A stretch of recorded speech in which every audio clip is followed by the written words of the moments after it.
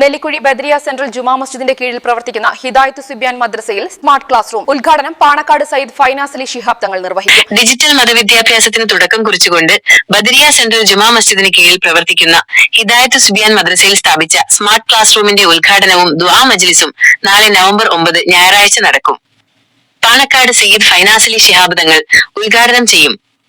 രാത്രി 6:30 മദ്രസ അങ്കണത്തിൽ വെച്ച് നടക്കുന്ന ചടങ്ങിൽ മഹല്ല് പ്രസിഡന്റ് KM സിദ്ദീഖിന്റെ അധ്യക്ഷതയിൽ പാണക്കാട് സയ്യിദ് ഫൈനാസ് അലി ശിഹാബ് തങ്ങൾ ഉദ്ഘാടന കർമ്മം നിർവഹിക്കുകയും നിർധന രോഗികൾക്കുള്ള മെഡിക്കൽ കാർഡ് വിതരണം നടത്തുകയും ചെയ്യും. മഹൽ സെക്രട്ടറി KP അഷ്റഫ് സ്വാഗതം ആശംസിക്കും. ബദരിയ ജുമാ മസ്ജിദ് ഖത്തീബ് അജാസ് അഹ്സനി ആമുഖ പ്രഭാഷണം നടത്തും.